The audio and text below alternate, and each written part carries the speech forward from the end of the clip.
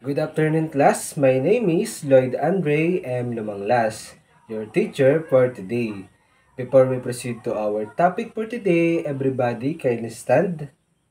Okay, Miss Alea Lamia, come here in the front and lead the prayer. Good afternoon, class. How are you today? Okay, good. Okay, before you take your seat, kindly arrange your chair and pick up the pieces of paper under your chair, and you may now take your seat. Okay, before we proceed to our formal discussion this afternoon, I would like to remind you and three rules and regulation throughout our session. Number one is don't make noise with your classmates. Number two, raise your hands if you want to answer. Number three is repeat and listen to your teacher carefully. Is that clear, class? Okay, very good. Okay, let's check your attendance first. Okay, Miss Secretary, is there any absentees for today? Okay, very good. Perfect attendance. Okay, class. Last meeting, I gave you an assignment, right? Okay, pass it forward. Okay, class. Our last topic is all about peace culture facilities, right? Okay. Based on your previous discussion, who can enumerate the six types of fish culture facilities? Okay, Mr. Salcedo? Okay, very good. It seems that you really understood our last topic. Okay, class. Before we proceed to our topic for today, let's have a short activity. Our activity is entitled 1, 2, 3, Go. Before we start this activity, let me first explain to you the instruction of the game, okay? First, I will show you the picture and then you will guess what is in the picture, okay? After that, you will choose you think the correct answer but with a twist, okay? The participant will start at the back and will run in the front to choose the correct answer, okay? And the letter are holding with, okay?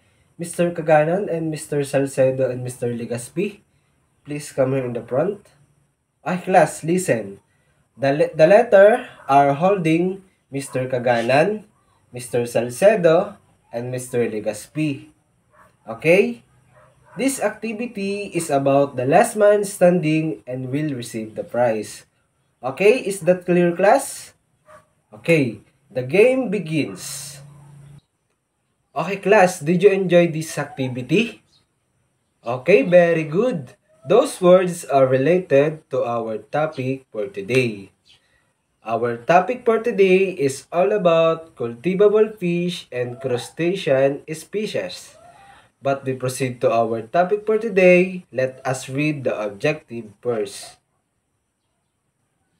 Okay, everybody, can you read the objectives? Those are the objective we must meet. That's why I expect you for your full cooperation and listen to our discussion. Before we proceed in our discussion, I want to ask a simple question. Who among you love eating fish? Okay, Mr. Kaganan? Okay.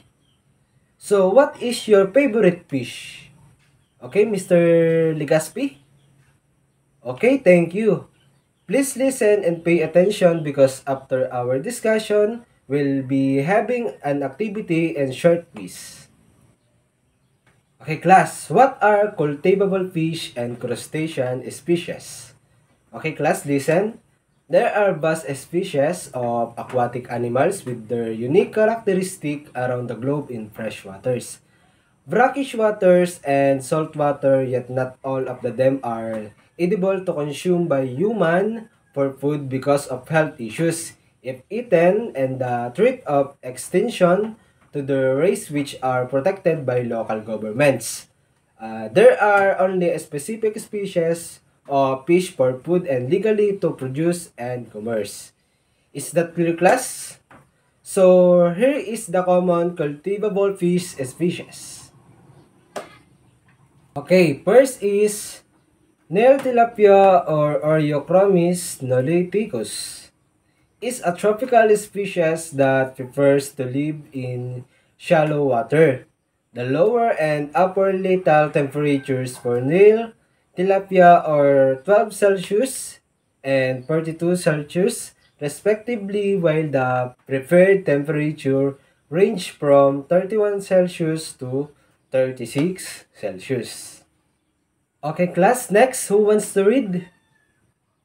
Okay, the next is Mozambique tilapia or Oreochromis mozambicus is a freshwater and brackish-water inhabitant. It lives in warm, weedy pools of sluggish streams, canals, and ponds. Is mainly diurnal, occurs at temperature ranging from 8 Celsius to 42 Celsius. Okay, is that clear class? Okay. Next is common carp or Cyprinus carpio. This fish is live in the middle and lower streams of rivers in undated areas and shallow confined waters such as lakes and water reservoir. Carps are mainly bottom dwellers but search for food in the middle and upper layers of water body. Best growth is obtained when water temperature range between 23 Celsius and 30 Celsius. Are you familiar with these kinds of fish, Clash?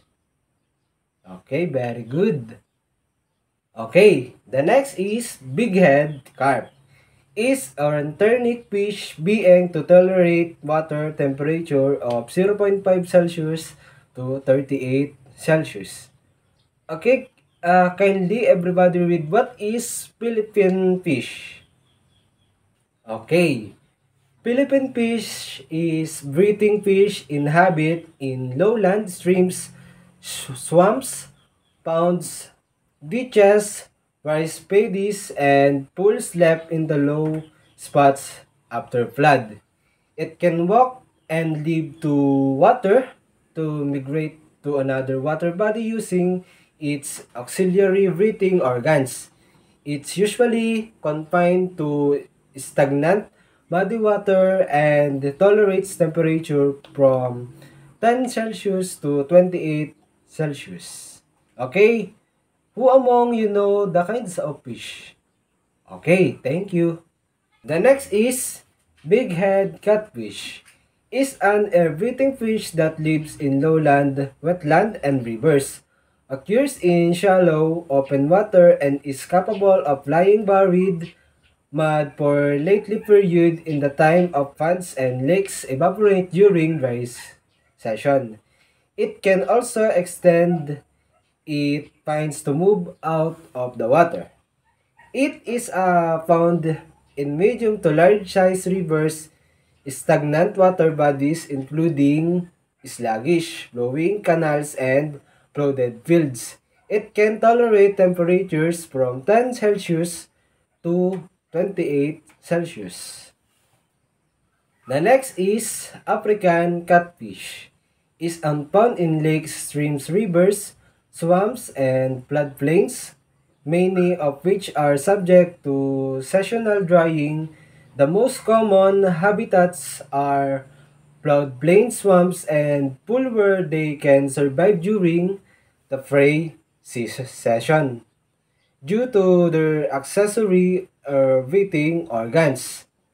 It undertakes lateral migrations from the larger water bodies in which they feed on aquatic insect, worms, gastropods, small crustaceans, small fishes, aquatic plants, terrestrial seeds, and berries. Small birds and small mammals is being omnivorous. It can live in the temperature of 10 Celsius to 28 Celsius. The next is snakehead murrel. It's a refined fish that perch-like in form and its head is like of a snake. It is a fresh and brackish water inhabitant such as ponds, streams, rivers, stagnant and muddy plains, found mainly in swamps but also occurs in lowland rivers. It can survive in season by burrowing in bottom mud of lakes, canals, and swamps as long as skin and breathing apparatus remain most and substance of the stored fat. Feed and fish, frogs, snakes, insects, earthworms, tadpoles, and small crustacean as being an cornborn. It can live in temperature of 23 Celsius to 27 Celsius. The next is giant gourami. Is a literally compressed fish. It has the ability to breathe air through specific organs called labyrinth. This fish is omnivorous but with a strong vegetarian tendency. This fish is omnivorous but with a strong vegetarian tendency. It can ingest various aquatic and terrestrial plants, although it can also eat a wide range of other food resources such as frogs, tadpoles, snails, small fishes, and other small aquatic animals. Giant gourami prefers calm freshwaters, especially slow-moving areas such as lakes and large rivers. They are also found in floodplains and irrigation canals. It lives in tropical temperature of water. It can reach a remarkable size, but normally the maximum size is 45 to 50 centimeter. The next is Barramundi. Is also known as sea bass. It inhabits freshwater, brackish water, and marine habitats, including streams, lakes, billabongs, estuaries, and coastal waters. Barramundis are apostrophic predators. Crustacean and fish predominate in the diet of adults. It is highly fecunds, single female to 120 centimeters. We produce 30 to 40 million eggs. Okay, who wants to read what is orange spotted grouper? Okay, Mr. Makalilong? Okay. Orange spotted grouper. It is a generally cultured in floating net cage or earthen ponds, but cage culture is more common in Southeast Asia. Most of the brooders are collected from wild and reared from 1 to 7 years using sea waters at a constant temperature of 27 Celsius to 28 Celsius. The fish are fed with frozen sardines, mackerels, cuttlefish, squids, and top-shell clams because these foods have high contents of cholesterol, phospholipids, and polyunsaturated fatty acids. The next is Malabar grouper. It's a very fine fish has fish-like body. It has a light gray and yellowish brown color. 5 slightly oblique dark brown bars that bifurcate ventrally, numerous small black spots and blotches in the head and body. It inhabits marine, brackish, reef-associated waters such as coral and rocky reefs. Tadpoles, antares, mangrove swamps, and sandy and mud bottom from shore to depth of 150 meter. It feeds primarily on fishes and crustaceans. Malabar grouper can tolerate water temperature from 26 to 29 Celsius. Its common maximum length is 234 centimeter. maximum weight of 150 kilogram. The next is orange spotted spinefoot. Is also known as rabbit fish by the similarity of the nose. It is a refined fish with perch-like body. It has a bright yellow spot adjacent to the last few rays of dorsal fin head with lanes and spots. It feeds off benthic algae unlike other sigilans. This species is reported to the active anite as being a nocturnal fish. It can tolerate water temperature from 24 Celsius to 28 Celsius. Its common maximum length is 42 centimeter. The next is vermiculated spinfoot. Is also known as a rabbit fish by the similarity of the nose. It is a very fine fish with perch-like bluish-white body, head brown to brownish of golden yellow with irregular lines. To species has a high fecundity of 350,000 per spawning season. It can tolerate water temperature from 90 Celsius to 38 Celsius. Its common maximum length is 45 centimeter. Okay, class, you understand? The next is spotted scat. Is a ray fine fish with a perch-like quadrangular body shape. Juveniles with a few large, roundish blotches about the size of eye. Dorsal head profile is steep. High eye moderately large and snout is rounded. It it inhabits fresh rockfish and marine water such as harbors, natural environments, backfish, and estuaries and lower reaches of freshwater streams, frequently occurring of mangroves. It feeds off worms, crustaceans, insects, and plants.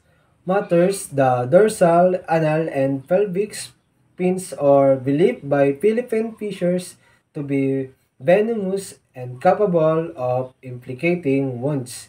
It can live in the water temperature from 20 Celsius to 28 Celsius and usually its maximum length is 38 centimeter.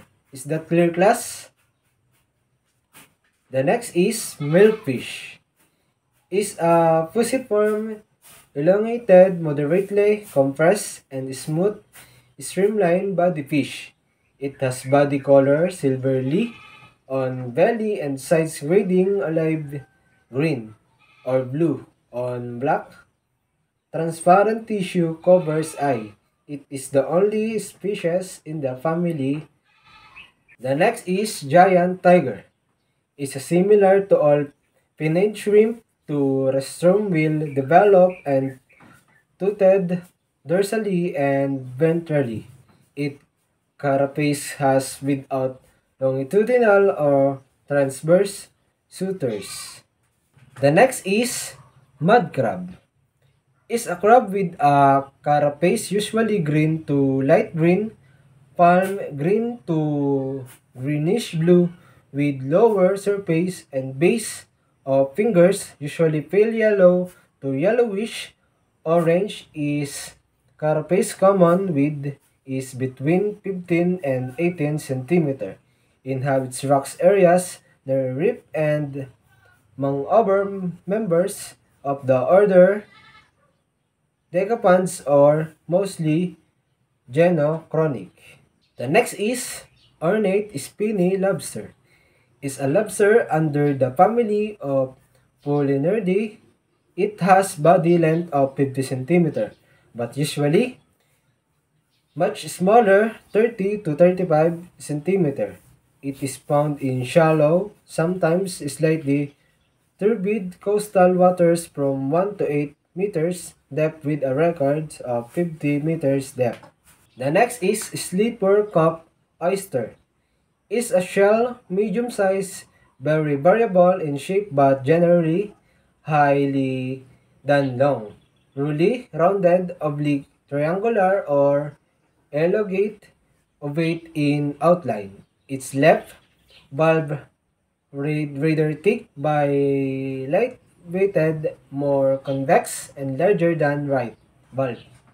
The next is donkey air abalone is actively collected in the Southeast Asian countries for its shell and large fleshly animal.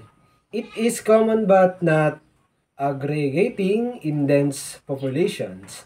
The depth where they are usually found into 0 to 10 meters. Now, that we're done, I want to know what you have learned from our discussion. Okay, yes? Okay, very good. Who can enumerate the two common cultivable crab species? Okay. Okay. What about the common cultivable mollusk species? Okay? Okay, very well said. It seems that you really understood our topic for today. Okay, now we'll proceed to our activity. I will group you into three groups and each group will make a song or poem about the importance of cultivable fish and crustacean species. All the members will come into front to present their work.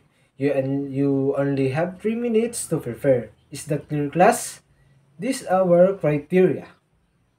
Now proceed to our group mates. You only have 3 minutes to prepare. You may start now. The best group will have a prize. Since you don't have a question, we will be having a quiz. Kindly close all your notes and keep your things in your bag. I don't want to see any other things in your desk except the ball pen and your papers. Questions will post in the board. Do you have clarifications? Before you start answering the quiz, kindly read our direction. You may start to the quiz. Are you done, class?